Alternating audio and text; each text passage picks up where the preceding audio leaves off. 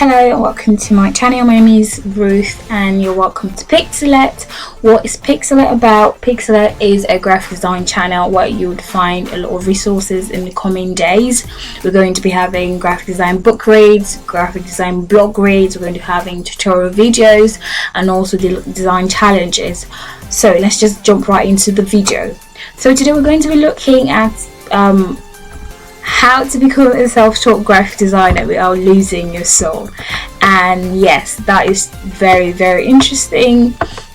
Now, being a self-taught graphic designer can be challenging, can sound very daunting, because yes, you're just starting out and you don't know wherever to go. So what does self-taught means? It means you didn't go to any like formal education to get graphic design education, kind of like that. So today we're going to be looking at how to become a graphic designer, a self-taught graphic designer without losing your soul. And I'm going to be borrowing the ideas of Dribbble, and Dribbble is an online resource for graphic designers, so you can check them out. So they have a blog post about, you know, how to become a self-taught graphic designer, and I'm liking the ideas that that they put through. And so we're going to be talking about this, and I'm also going to make commentaries about it. So let me calm down and just get true to this. So becoming a self-taught graphic designer can sound very challenging, especially if you just woke up one morning or just decided to go into graphic design and you don't have maybe the money for a formal education, or you just want to teach yourself. So these steps I'm going to be listing, are going to help you really achieve your dreams, achieve your goals to become a self-taught graphic designer. Now, the first step to become a self-taught graphic designer is to learn the fundamentals. Now, what do I mean by fundamentals? Fundamentals basically mean, the basics, the foundation of graphic design, such as, design principles, visual elements, typography, grids and layout, color theory, and the like. So having a firm grasp of the fundamentals is like a very important thing for you to do. Now, there are a lot of free resources.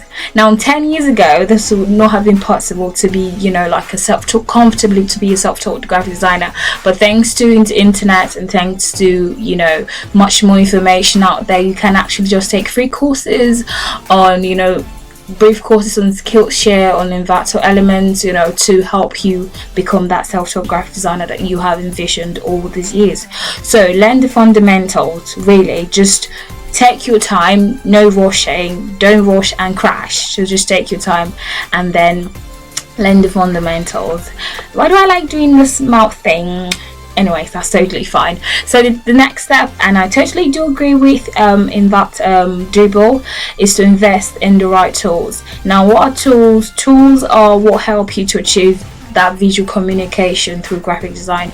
And then don't make a mistake of thinking that graphic design equal to the tools. Graphic design is not Photoshop, graphic design is not Illustrator. Graphic design is graphic design, visual communications by using typography, color, imagery and all the likes. So the tools just help you.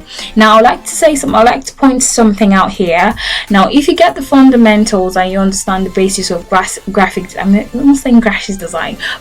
design, no matter the tool you use, be it Canva, Photoshop, Illustrator, InDesign, any tool you use, you bring out the best. You harness the qualities of the tools because you've sort of like known the basics of graphic design. So don't just go rushing off into Photoshop or Illustrator to just start working without learning the basics. So I think I've said enough about this point, so let's move to the next one. Now, the third step, which is listed here, and I totally agree, is to build a body of work. Okay, wait a minute. I understand that you're just starting out, you want to be self-taught, and you don't know where the heck you're going to get customers from or clients from. Now, calm down. You don't have to have clients to build a body of work. Now, there's something called, pseudo clients, where you just make up stuff, you brainstorm, because as a graphic designer, you ought to be very creative, you ought to be a fast thinker. So you think about clients that you like to work for and design logos for them, design flyers for them, design brand identities for them. You don't have to necessarily have a client.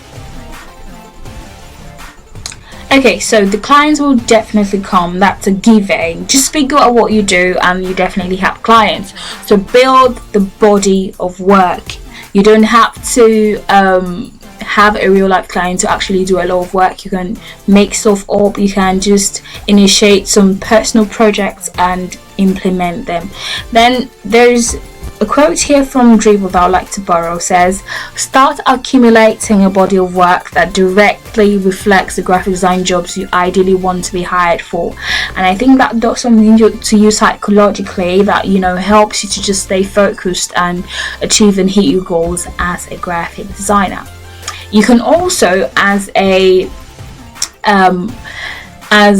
project, so you can also be some brands that you don't really think are really good, that kind of thing. Maybe Spotify or Pinterest or something. You just go and rebrand them.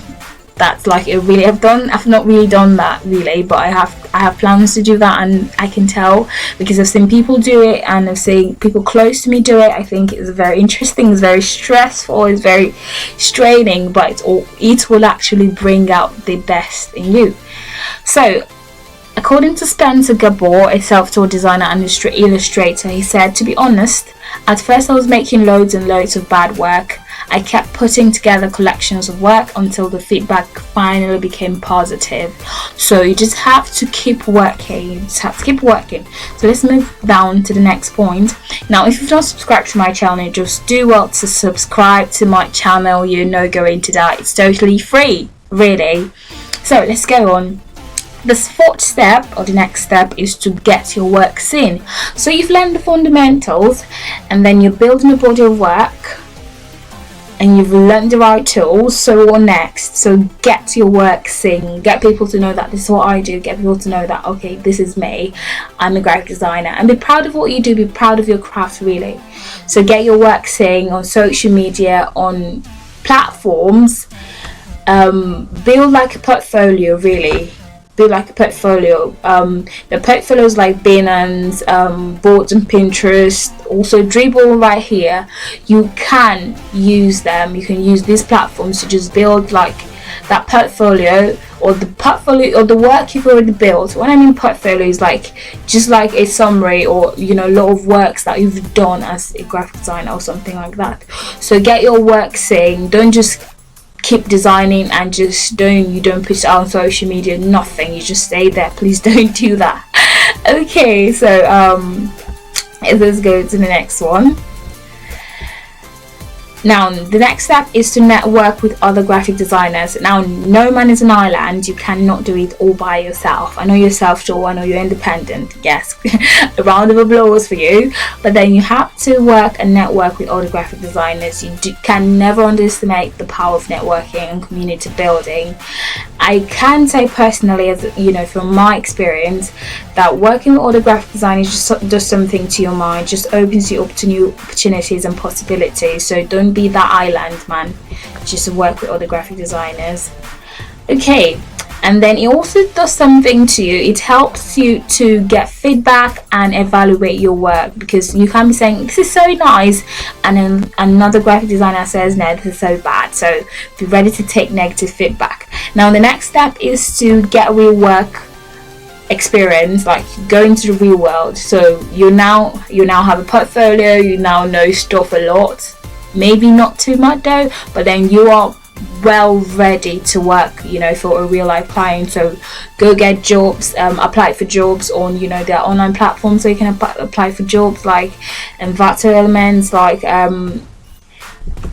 Upwork and all that. So just put out, you know, adverts, let people know that this is what I do, I'm a graphic designer, and so on and so forth, and then get the jobs. Because there's a difference between, you know, working for, you know, maybe a pseudo client and actually working for a real life client, because the clientele experience is like so diverse that you can work for a very nerdy client, and the next time you're working for a very where the client is very troublesome one, so clients differ, and that the experience that working with clients gives you, it's very important to groom you as a graphic designer. Then the next step is to keep learning and growing. So I like to say here at this point is to have the growth mindset. So have the growth mindset. Growth mindset means that despite the challenges, despite what I've been through, I'm not going to give up. I'm just going to keep staying as a graphic designer. I'm just going to keep growing. I'm just going to keep building my portfolio, working for clients, and becoming better. Really, from my experience, I've had bad experiences with clients and also good experiences with clients, but it's really, really important for you to just keep an open mind and welcome things as they come, and also determine within yourself to grow. And that's why I'm here. So Pixelette is for that growth, for that development, to grow, to learn, because in the next few years you're going to be a better graphic designer. In the next few years you're going to be far above where you are now, really. So just make sure you keep designing, you keep growing, and do more designs. 1, 2, 3, 4